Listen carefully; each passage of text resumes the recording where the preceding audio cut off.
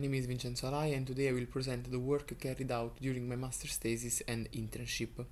The title of my work is a reproducible workflow for Sentinel-based orchard time series analysis. The main idea of this thesis is to connect public satellite data, especially Sentinel-1 and Sentinel-2, with biological interpretation for orchard monitoring. This presentation is organized in 5 parts. I will first introduce why Sentinel-1 and Sentinel-2 data are useful for orchard monitoring. Then I will explain the practical gap, which is mainly the difficulty of transforming public satellite data into usable outputs.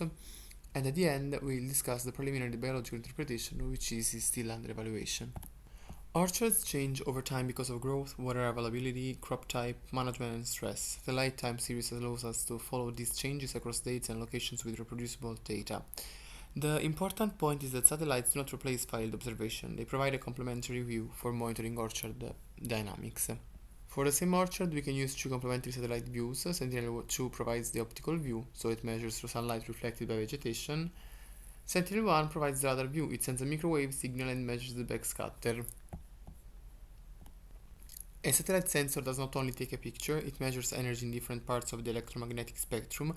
This is important because vegetation has a specific spectral response. Red light is linked to chlorophyll absorption, near-infrared to leaf and canopy structures, blue to water content, and microwaves to structure, roughness, and moisture.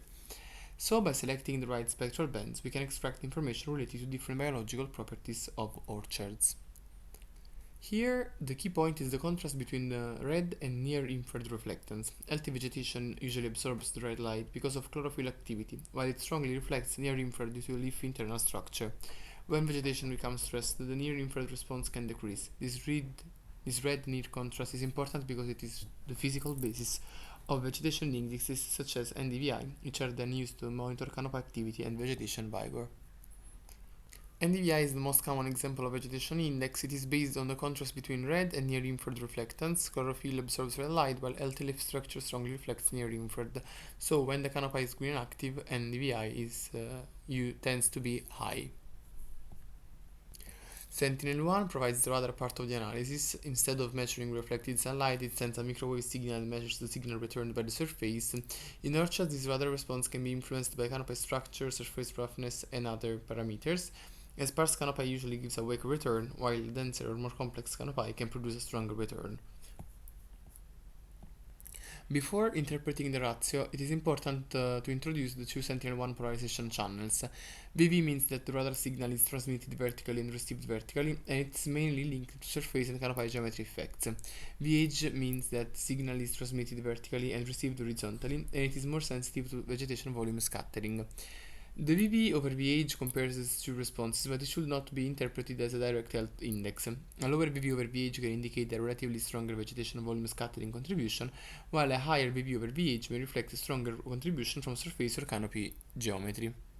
One important limitation is spatial resolution. Sentinel-1 and Sentinel-2 data are used here at around 10 meters, meaning that each pixel represents an average signal over a ground area of about 10 by 10 meters. At orchard scale, this means that a pixel can include trees, soil, grass cover, shallows, and row spacing effects. So when we compare very small orchard zones, the satellite signal must be interpreted carefully because it is a mixed measurement. This brings us to the practical gap. Sentinel data are public and powerful, but using them is not straightforward for non-expert users. There is a first data complexity related to dates, sensors, clouds, and acquisition geometry.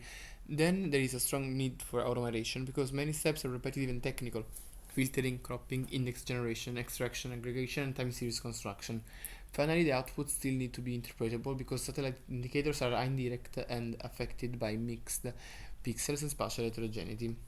The objective of my work was therefore to automate this chain and produce clear outputs that can support biological discussion. The workflow was tested at 3 monitoring levels. First, at management level by comparing the high input and low input zones of the apple orchard. Second, at crop type level by comparing apple and pear orchards. Third, at network scale by applying the same workflow to different RefPop apple orchard sites in Europe. The goal here was not to provide final biological conclusions, but to verify that the workflow can generate consistent and interpretable time series outputs across different use cases. Before showing the results, I want to clarify how they have to be read. First, the workflow produces technical outputs, time series plots, delta curves, and statistics. Then I look at the satellite patterns, meaning differences between AOIs, years, crop types, or sites. These patterns are used only as exploratory signals to generate possible biological questions. The final interpretation requires discussion with biologists and agronomists, so at this stage the workflow reveals patterns rather than giving definitive biological conclusions. The first application is the management comparison between M1 and M2 in the apple orchard.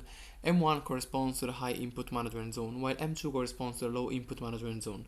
The objective here is to test whether different management practices can produce detectable differences in Sentinel-derived optical and radar indicators.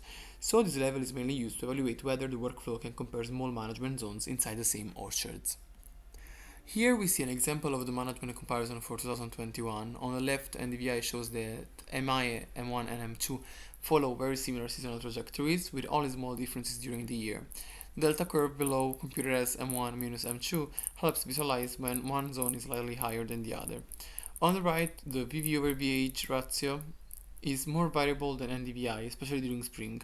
This suggests that the radar signal is more sensitive to structural, moisture-related or acquisition-related effects. Looking across the years, the main NDVI result is that M1 and M2 generally follow similar seasonal cycles. However, the direction of the difference changes. In 2021, M1 is often higher, while from 2022 to 2025, M2 is often comparable to or slightly higher than M1. This means that the management contrast is not stable over time and that the seasonal context matters, especially in spring and autumn. From a biological point of view, this does not prove a management effect, but it raises questions about interannual variability in canopy activity, leaf density, canopy cover, water availability, and growth timing. For the radar indicator, the pattern is less stable than DVI. In 2021, M1 often shows higher VV over VH values, while from 2022 to 2025, M2 is often comparable or higher. The largest differences appear mainly in spring and summer. This confirms that the radar response changes strongly between years and that possible management-related effects are not constant over time.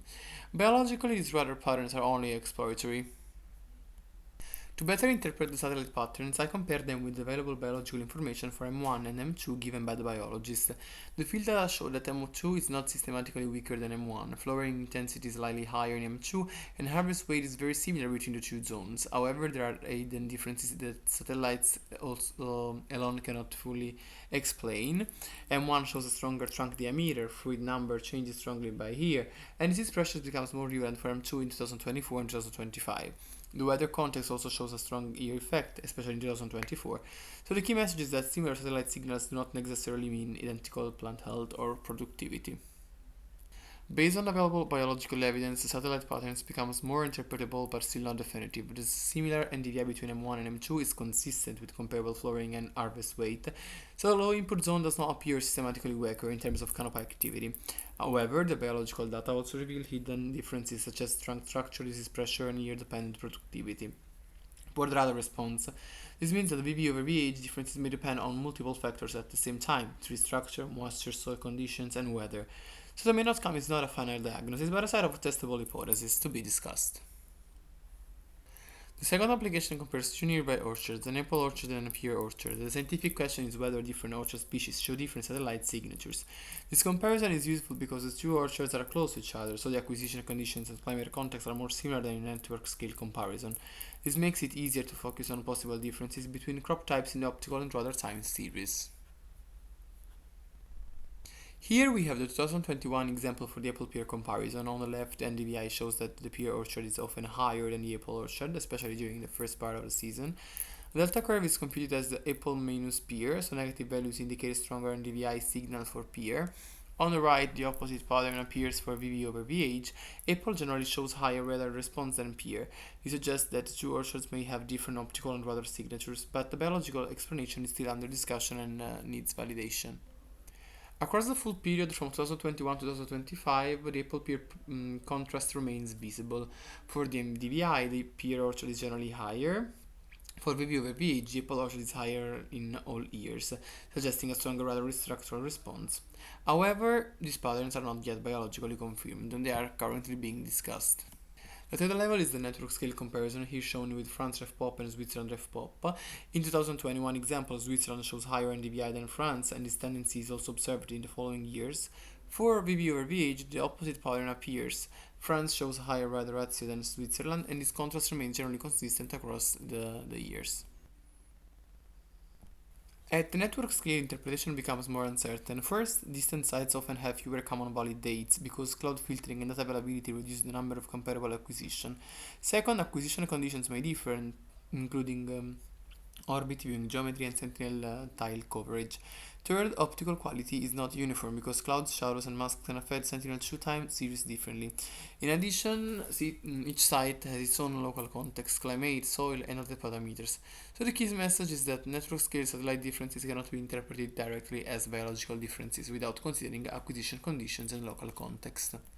The next step is to continue integrating file data with EOSAR indicators. This means extending the same interpretation to the Apple peer comparison and to the RefPop network when local biological and site metadata are available. It will also be important to improve the temporal alignment between sentinel data, weather, phenology, disease, and harvest observation.